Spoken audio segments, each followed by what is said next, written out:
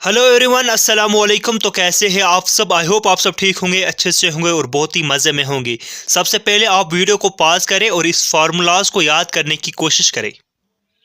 आप इस वीडियो का स्क्रीनशॉट भी ले सकते हैं। तो चलिए, होप सो आपने ये फार्मूलाज याद किए होंगे। अगर फार्मूलाज आपको याद नहीं भी हुए तो कोई बात नहीं, जब हम इन फार्मूलाज को क्वेश्चंस में अप्लाई करेंगे तो आपको ये फार्मूलाज खुद ब खुद याद हो जाएंगे। तो चलिए शुरू करते हैं आज का ये video.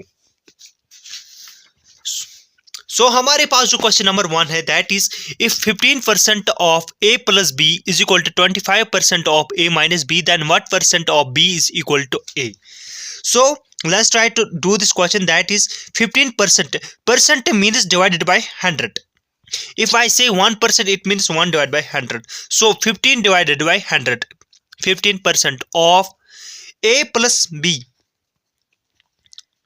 it is equal to 25%, means 25 by 100 of a minus b. So it is actually given in the question. So I can write this as, यहाँ से मैं इसको इसकी कसर काट सकता हूँ, that is 3 by 20, और यहाँ से 25 1 is 25 and 25 4 is 100. So it is 1 by 4 a minus b. It is equal to 3 by 20 a plus b is equal to 1 by 4 a minus b. यहाँ पे मैं ऐसे लिख सकता हूँ a प्लस बी, और ये जो a माइनस बी है यहाँ पे, अगर ये इज इक्वल टू के इस पार जाएगा तो यहाँ पे ये डिवाइड हो जाएगा a minus B. It is equal to 1 by 4 अपना, और ये जो 3 बाई 20 है, जब मैं इसको इस साइड लूंगा तो यहाँ पे रेसिप्रोकल हो जाएगा, that is 20 by 3, right. 4 1 is 4 and 4 5 is 20, which is equal to 5 by 3। आपने ये कंपोनेंट और डिविडेंट रूल पढ़ा होगा। Component and dividend rule is numerator plus denominator divided by numerator minus denominator. So I will apply this rule here, that is numerator is a plus b plus denominator is a minus b divided by numerator is a plus b minus denominator is a minus minus is plus, so I will write here plus b. It is equal to 5 is numerator and 3 is denominator, that is 5 plus 3, 5 minus 3 here, right? Okay, hope so you got my point. So यहाँ से b और plus b और minus b cancel हो जाएगा, और यहाँ से a plus a और माइनस a कैंसिल हो जाएगा।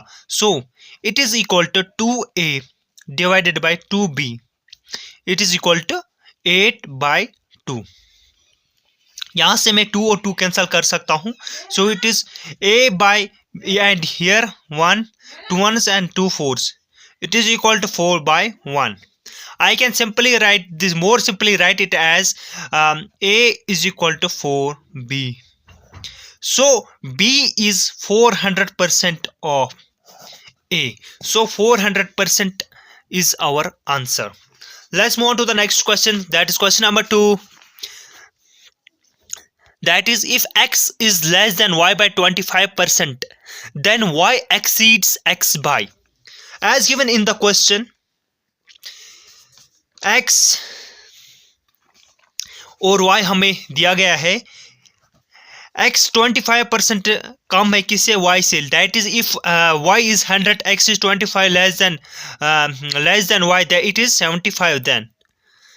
So as I in the beginning of a video I showed you this formula, that is, if a is r% less than b, then b is more than a by. So we will apply here this formula, that is r divided by 100 minus r into 100%. So here r means rate is here 25 divided by 100 minus 25 into 100, right?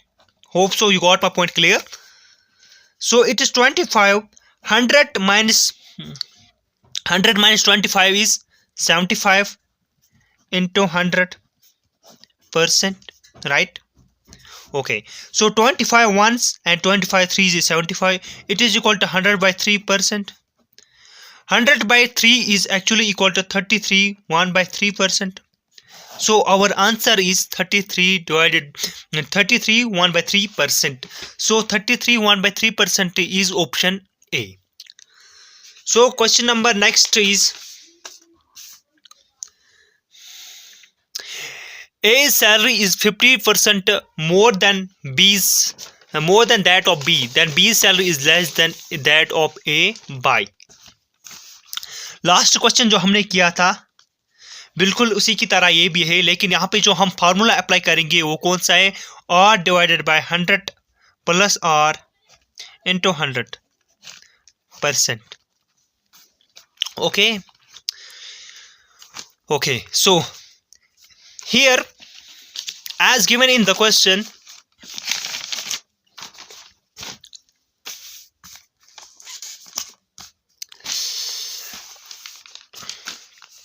A's salary is 15% more. It means 50. Rate is 50 divided by R is 100 plus 50 into is 100%. Okay. So 50 divided by 100 plus 50 is 150 into 100. 51 is 50 and 53 is 150. So percent. So it is equal to 100 by 3, which is also equal to 33 1 by 3%. So 33 1 by 3% is our answer. So option 2 is our answer. Question number 3 is, A's salary was decreased by 50% and subsequently increased by 50%. How much percent does he lose? So यहाँ पे जो हमारा एक और formula बताता हूँ वो है A plus minus B plus minus AB divided by 100. It's A. जब इंक्रीज होगा तब हम प्लस लगाएंगे और जब डिक्रीज होगा तब हम माइनस लगाएंगे. सो यहाँ पे क्या हो रहा है? ए सैलरी वॉज डिक्रीज्ड बाय 50%. पहले डिक्रीज होता है -50 plus and subsequently increased by 50%. It means plus 50%. How much percent does he lose? So it is plus minus is plus minus. A is plus then plus और उसके बाद minus हुआ. So it is plus minus is minus. So यहाँ पे minus में लिखूंगा. सो 50 into 50 divided by 100. So 50 minus 50 and plus 50 will get cancelled. So it is equal to 5 5s are is 25 and 0 2 zeros. So 25 divided by 100. Sorry 25 100 divided by 100. यहाँ से 2 0 और यहाँ से 2 0 cancel हो जाएंगे. तो -25 is answer. So 25 is our answer. So 25 is our answer. यहाँ पे मैं ऑप्शंस लिखना भूल गया हूँ, लेकिन 25 इज आवर आंसर, वो आप याद रखेंगे. सो क्वेश्चन नंबर जो नेक्स्ट है वो है, A man spends 15% of his income. If his expenditure is ₹75, his income in rupees is. देखिए एक आदमी है वो 15% इनकम जो है उसमें से वो 15% खर्च करता है और इसका एक्सपेंडिचर उसी में हो जाता है. तो इसका एक्सपेंडिचर जो है वो 75% है. इसमें मतलब है कि उसका जो खर्चा है वो 75 रुपीज़ है, लेकिन उसके जो खर्चा है वो सिर्फ उसके इनकम में से 15% में ही हो जाता है. सो अगर 15% is here equal to 75, right? 75 rupees. Okay, hope so you got my point. So 1% is then 15 1 is and 15 5 is 75. 1% is then equal to 5 rupees. So how much is then 100%? 100% is then obviously 500 rupees. That was too simple. So 500 rupees is answer. So 500 rupees is option 4. That's answer. Question number next जो है, if A exceeds B by 40%, B is less than C by 20%, then A is to C is. So another question, यहाँ पे मैं करूँगा बिल्कुल simple steps में और आपको ये आसानी से समझ भी आएगा। A exceeds B by 40% and B is less than C by 25%। So हमारे पास ए है, बी है और सी है। सो अगर मैं सी को 100 लेता हूँ, B is less than C by 20%, so B जो है वो 20% किससे कम है, सी से।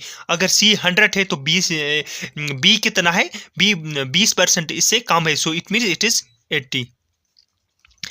और जो ए है वो ए एक्सीड्स बी बाय 40% और ए जो है वो बी से ज्यादा 40%, it mean 40 into B is 80, so divided by 100। यहाँ से 2 0 कैंसिल हो, यहाँ से ये 0 ये 0, इट मीन इट इज 32। 80 में से जब हम 80 को जो हम 32 ऐड करेंगे, so it is 112।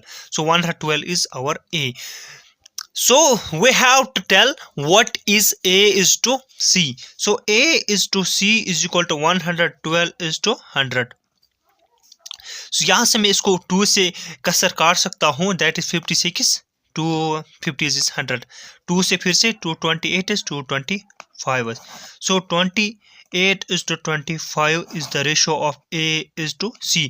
So 28 is 25 is our answer. So 28 is 25 is our answer, option A. Hope so you got my point clear. Another important question है, ये क्वेश्चंस, ये जो सभी क्वेश्चंस है एसएससी में बहुत बार पूछे गए हैं। सो आपके लिए ये क्वेश्चंस बहुत ही हेल्पफुल रहेंगे। सो आप वीडियो को एंड तक देखिए, जरूर आप वीडियो को एंड तक देखिए और अपने दोस्तों के साथ भी वीडियो को शेयर करें। तो चलिए नेक्स्ट क्वेश्चन करते हैं। The difference of two numbers is 45% of their sum. The ratio of the larger number to the smaller number is difference of two numbers. It means x minus y. It is equal to 45%. 40% means divided by 100. 45% of their sum. It means x plus y. समझ आया हो? Hope so. x minus, यहाँ से मैं जब इसकी कसर काटता हूँ, 5 9s are is 45 and 5 20s is 100. So x minus y is equal to 9 by 20 x plus y. ठीक है यहां तक? हाँ जी। So अगर मैं 9 by 20 इस साइड लाऊं तो ये बनेगा 20 by 9 is equal to x plus y divided by x minus y. ठीक है यहां तक? हाँ जी।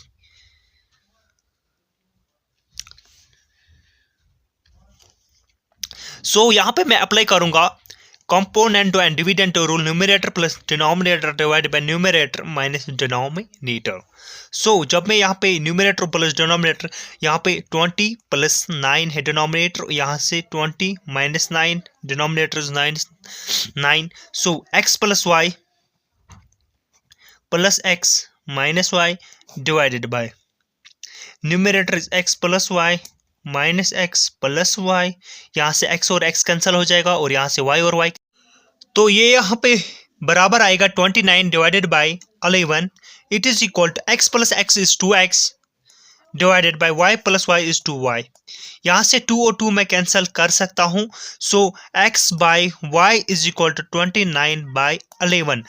So 11x is equal to 29y. So large number is 29. So we have what the ratio of large number to the smaller. Larger number is 29 and smaller number is 29 and smaller number is 11. हमें ratio बताना है। So ratio of larger number to the smaller number is 29 is to 11. So 29 is to 11 is our answer. The ratio of two numbers is 4 is to 5. When the first number is increased by 20% and the second number is decreased by 20%, the ratio of resulting number is. So according to question, ratio of two numbers is 4 is to 5. Ratio of two numbers is 4 is to 5. When the first number is increased by 20% and the second number is decreased by 20%, first number is increased by 20%, plus यहाँ से minus, ratio of resulting number is.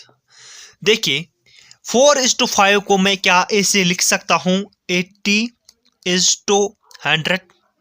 बिल्कुल 20 से मैंने multiply किया, कोई बात नहीं, इसको भी 20 से मल्टीप्लाई किया, इसको भी 20 से मल्टीप्लाई किया, तो यहाँ पे मुझे परसेंटेज निकालना आसान हो जाएगा। सो यहाँ पे हमें 80 का 20%, 80 को 20% इंक्रीज करना है। सो 80 इंटू 20/100, 0 यहाँ से 2 0 कैंसिल और यहाँ से 2 0 cancel, it is equal to 16। So 80 + 16 is equal to 96। So it is 96 और यहाँ से मुझे माइनस करना है 20%।